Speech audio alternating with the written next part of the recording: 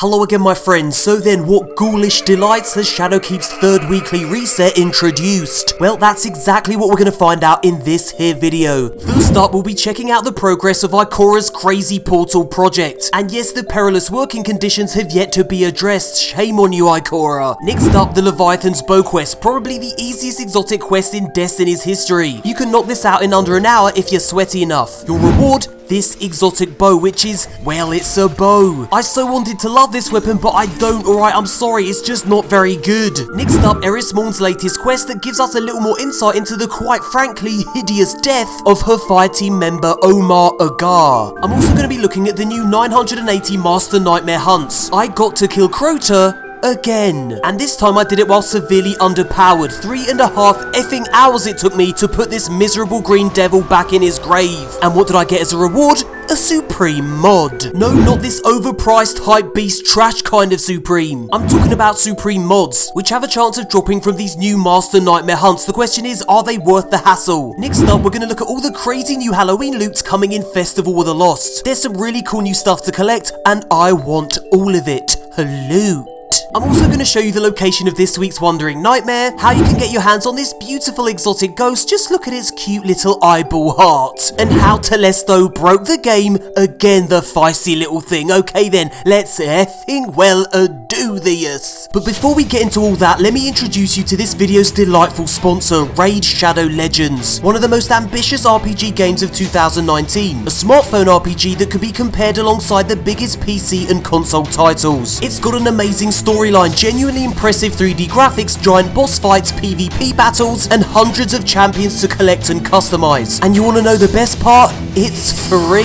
Over 10 million players around the world have already downloaded this game in less than 6 months. Now it's no surprise that I'm a complete loot fiend, and Raid Shadow Legends definitely scratches that itch. You have the ability to personally customize your champions, choosing their artifacts and creating a unique mastery build for each one of them. And check out the game's latest features, there's faction wars, and even a rewards program for new players. You get a daily login reward for the first 90 days. Sweet precious loot. So yeah, I'm loving myself a bit of Raid Shadow Legends, and it seems so are many of you guys. Check it out, over 300,000 reviews with an average 4.5 star rating on the Play Store. So then, if you're interested, click the link in the description box below and get 50,000 silver and a free epic champion as part of the new player program. And once you've joined, come find me in-game under the name MoreConsole, of course. And if you're quick enough, you can even hop in my clan. Remember, it's absolutely free, so you really have nothing to lose. And thank you Raid Shadow Legends for sponsoring this video. Right then, back to Destiny. So yeah, we all know by now that Ikora is busy building a portal that will transport Guardians back to the Black Garden in order to take out the massive Vex Hydra Undying Mind. Well, at the moment there's not much to report, to be honest. The portal is certainly starting to take shape. I guess the question is, will construction continue to go as smoothly as it has so far? Stay tuned. Next up, the long-awaited Leviathan's Bow quest that turned out to be surprisingly easy. Visit Banshee to kick this quest off. Now you'll find the bow in Banshee's workshop, which is tucked away in a secret location in the tower. Get there by following this route.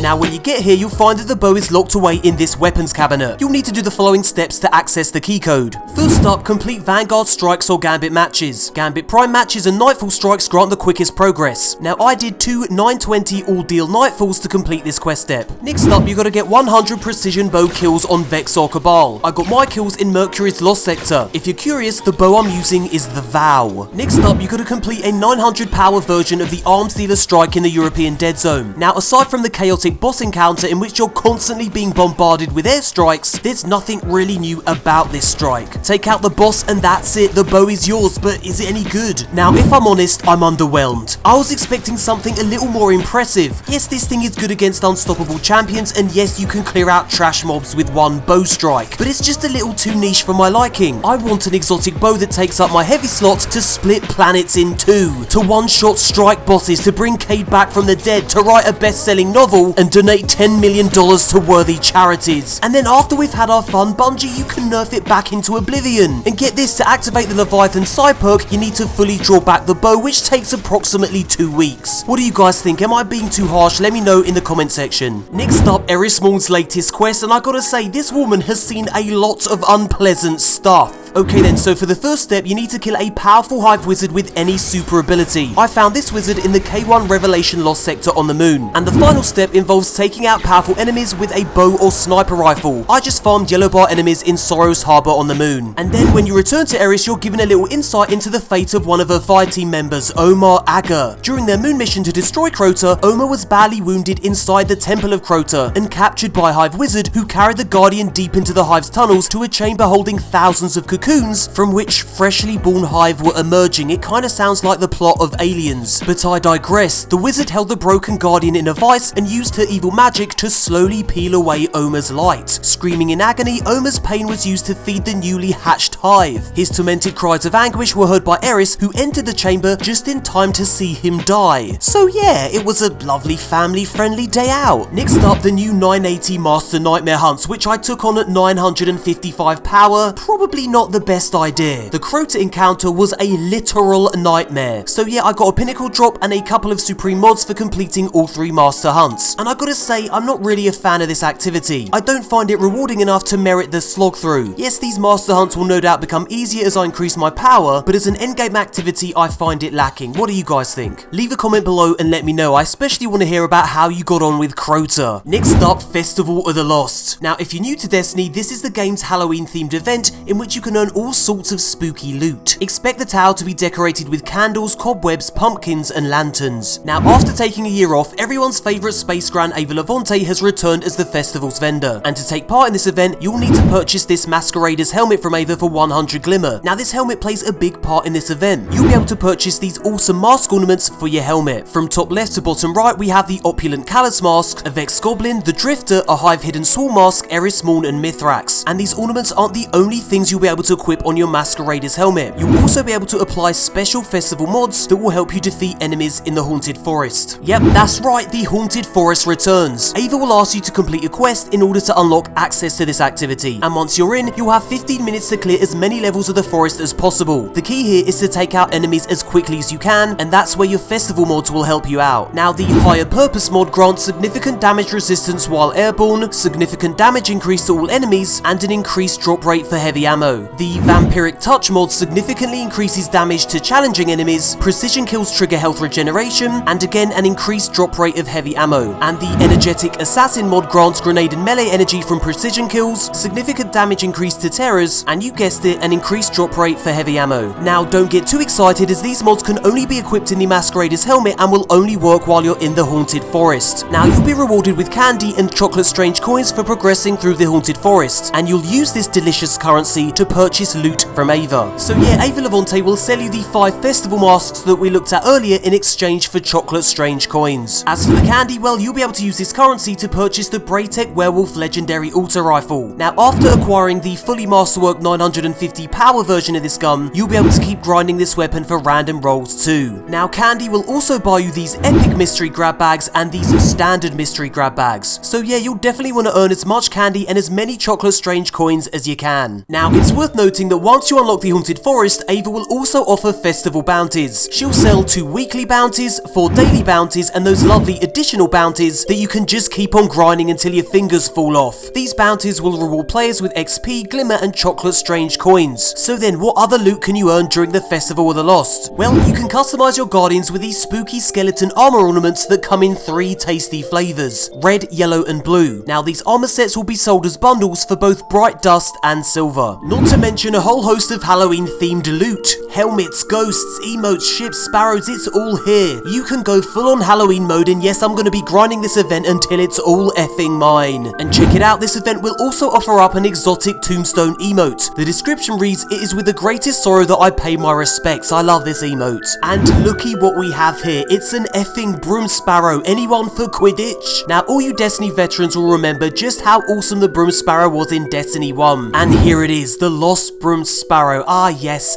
this brings back some fond memories. Let's see it in action. So yeah, the Festival of the Lost goes live October 29th and ends November 19th, so you have plenty of time to get all that loot. And anyone can take part in the event, even if you don't own Shadowkeep. You just need to be 770 power. The recommended power for the Haunted Forest is 750, and you can either matchmake it or go in solo. There'll also be 10 festival triumphs to complete, and these will only be available during this event. So yeah, I'll see you in the tower for some spooky shenanigans on October 29th. Next up, the location of this week's Wandering Nightmare, and it has quite a weird name, Le Novice Council Hand. As usual, it's a bit of a bullet sponge, so you may want to recruit some pals to help you get the job done. Next up, Bungie's hosting a charity event in which your donations will earn you actual in-game Destiny loot. A $10 donation will earn you this new Mist Blossoms emblem. A $50 donation will get you the emblem and Bungie's first ever charity ghost shell, an exotic gilded ghost shell. It's a beauty. And a $100 donation will get you the emblem, the ghost, and a random item from this prize pool. If you're feeling generous, you can donate right now, and your loot will be available to pick up on the 29th of October. I've linked all the details in the description box below. Next up, why does it say that Telesto is not currently available when you try to equip it? Well, that's because Telesto has once again broken the effing game. You see, there's an exploit that uses Telesto's explosive projectiles to grant an instant super. The exploit involves emptying your Telesto clip into the ground and then setting off the projectiles with a grenade. This, for some reason, counts each Telesto explosion as an enemy kill, and hey presto, you get an instant super. Now, if you want a detailed explanation of how this glitch works, I've linked my pal and fellow Destiny YouTuber Drewski's video in the description box below. Drewski was also kind enough to provide the gameplay that you see here. His channel is full of really useful weapon guides, so be sure to check him out. But yeah, until Bungie fixes this exploit, Telesto is off the menu. And that, my dear friends, brings us to the end of the video. Thank you so much for watching. If you liked it, feel free to give it a cheeky thumbs up, as it really does help this content get seen by more people and lets me know that you like these kinds of videos. Click the on-screen image for more content from me, and we'll speak again very soon.